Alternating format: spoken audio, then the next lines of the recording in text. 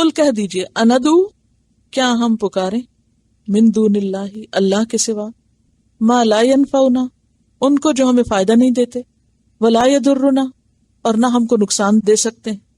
کہہ دیجئے کیا ہم پکاریں اللہ کو چھوڑ کر ان کو جو ہمیں نہ نفع دے سکتے ہیں اور نہ کوئی نقصان، یعنی جو ہمارے نفع نقصان کے مالک نہیں ہیں. وَنُرَدُّ عَلَىٰ أَعْقَابِنَا اور ہم پھیر دیے جائیں اپنی ایڑیوں پر بعد اذ ہدانا اللہ اس کے بعد کہ اللہ نے ہمیں ہدایت دے دی.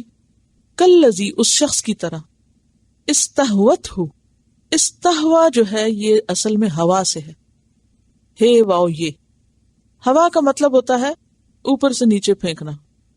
جب اوپر سے کسی چیز کو نیچے پھینکے تو جب وہ نیچے آ رہا ہوتا ہے نا تو اس کو یہ نہیں پتا چلتا وہ جا کہاں رہا ہے.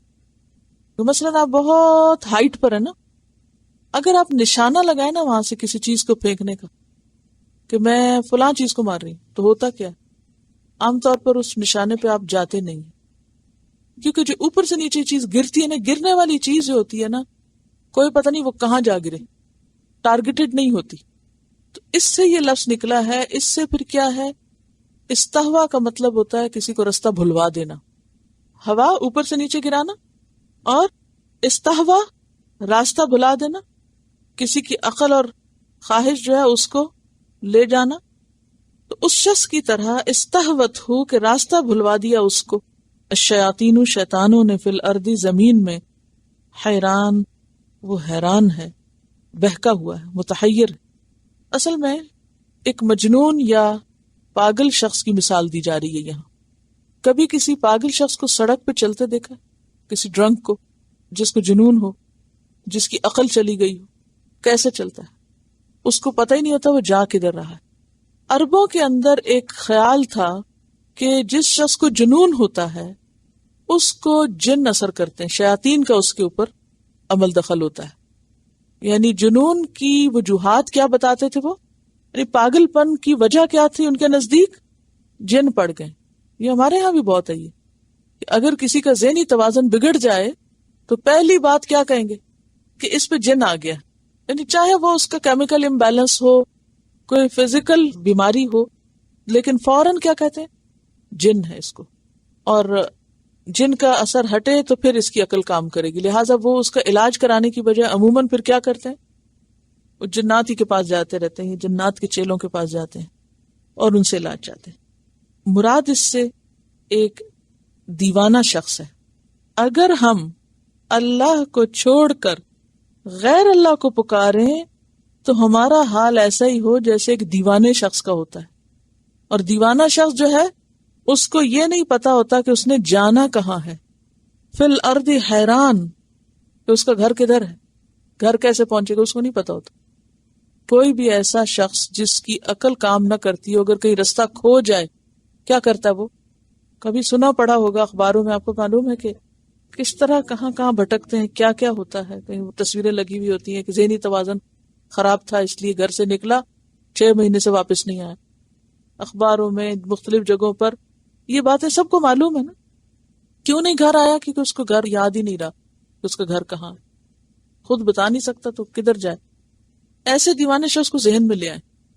اللہ تعالیٰ بتانا یہ چاہ رہے ہیں کہ جیسے اس دیوانے شخص کو نہیں پتا اس نے جانا کہاں ہے، ایسے ہی شرک کرنے والے کو نہیں پتا ہوتا کہ اس نے مانگنا کس سے ہے، اصل ٹھکانہ کہاں جانا ہے، وہ کون سی جگہ جہاں جا کے اس کو کچھ ملے گا، اس کا مقصد حل ہوگا.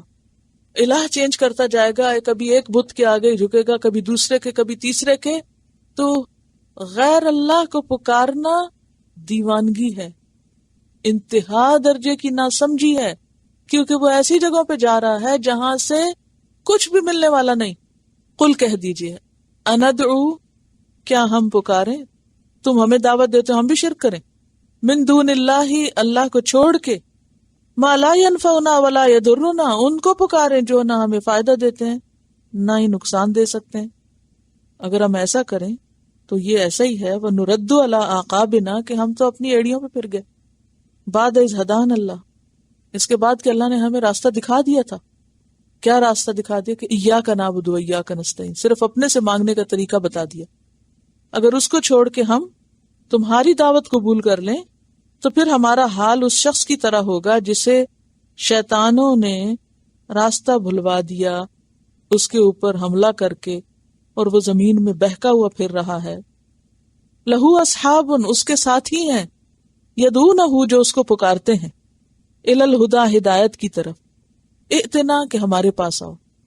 یعنی ایسے دیوانے کو اس کے دوست، رشتہ دار، ساتھی پکارتے ہیں، آؤ ادھر ہے راستہ، لیکن وہ کیا کرتا ہے دیوانہ؟ اگر کبھی آپ کو واسطہ پڑاؤ کسی ڈرنک شخص کو دیکھنے کا راستے میں، تو وہ ڈولتا جھولتا ادھر ادھر چلتا جا رہا ہے، اور اگر کوئی اس کو بلائے بھی اور کہے کہ دیکھو ادھر نہ جاؤ، یہ نہ کرو، اس کو ہوش ہی کو نہیں، اسے سمجھ ہی کچھ نہیں آ رہی۔ فرمایا کہ ان لوگوں کے اوپر شرک ایسا اثر انداز ہوتا ہے کہ یہ دیوانے ہو جاتے ہیں، اور ان کی دیوانگی میں پھر کیا ہوتا ہے کہ اگر ان کو کوئی نصیحت کرتا ہے تو ان کو سمجھ ہی نہیں آتی کہ ہمیں کیا کہا جا رہا ہے، پھر ان کو رستہ ہی نہیں ملتا۔ شرک کرنے والوں کو اگر آپ سمجھائیں کبھی کہ یہ چھوڑو شرک، غیر اللہ سے نہیں مانگو، اللہ سے مانگو، تو ایسے لگے گا جیسے ان کو آپ کی بات ہی سمجھ نہیں آ رہی، ان کی عقل نہیں کام کرتی۔ کیونکہ اگر کسی کی عقل کام کرتی ہو تو ہو ہی نہیں سکتا کہ وہ پتھر سے کچھ مانگے یا کسی مرے ہوئے انسان سے کچھ مانگے۔ اتنی سی ایک بچے کو بھی بات سمجھ آتی ہے، وہ بات سمجھ نہیں آتی کہ وہ خالق کائنات کو چھوڑ کر دوسروں کے پاس جا رہے ہیں۔ جس بچے کا دماغ نہ بڑھے، ڈیولپ نہ کرے، تو کیا ہوتا ہے، وہ نہ سمجھ رہ جاتا ہے۔ عام حالات میں پھر سمجھ آتا ہے، لیکن جو ہی کوئی مصیبت آتی ہے، تکلیف آتی ہے، تو پھر اتنا ایمان کچا ہو جاتا ہے کہ پھر اچھے بھلے سمجھدار لوگ بھی ہتھیار ڈال دیتے ہیں اور کہتے ہیں اچھا اگر نہیں ڈاکٹر سے علاج ہوا تو چلو پھر فلاں بزرگ کے پاس جاتے ہیں، دیکھتے ہیں کہ وہ کیا کہتے ہیں اور وہ کیا بتاتے ہیں اور وہ کیا وظیفہ دیں گے یا کچھ اور۔ تو بات یہ ہے کہ اللہ کو تو سب پکار سکتے ہیں، اللہ ہر بے قرار کی سنتا ہے، خواہ وہ کوئی کافر ہی کیوں نہ ہو۔ تو کسی بھی مسئلے کے حل کے لیے غلط راستے نہیں تلاش کرنے چاہیے۔ بہرحال یہاں پر کیا بتایا گیا، شرک کرنے والے جو ہیں وہ ایک مجنون شخص کی طرح ہیں، جن کو اگر ہدایت کی طرف بلایا بھی جائے تو وہ ہدایت کی طرف نہیں آتے۔ قل، کہہ دیجئے، آپ بتا دیجئے، ان ھدی اللہ ھو الھدی، کہ بے شک اللہ کی ہدایت وہی اصل ہدایت، اور یہاں ہدایت سے مراد سیدھا راستہ ہے۔ اور ہدا کیا ہے؟ دراصل میں مصدر ہے۔ ہدا کیا ہے؟ مصدر، بمانا اسم مفعول، سیدھا راستہ، اسٹریٹ پاتھ۔ تو کہہ دیجئے کہ سیدھا راستہ جو ہے، ہدی اللہ، اللہ کا بتایا ہوا، ھو الھدی، وہی اصل راستہ ہے جس پہ چل کے تم صحیح منزل پہ پہنچو گے۔ وَأُمِرْنَا، اور ہمیں حکم دیا گیا ہے، کس بات کا؟ لِنُسْلِمَ لِرَبِّ الْعَالَمِينَ، کہ ہم رب العالمین کے سامنے سر تسلیم خم کر دیں، سر جھکا دیں، یعنی کسی اور کو ماننے کی بجائے کس کو مانے؟ رب العالمین کو۔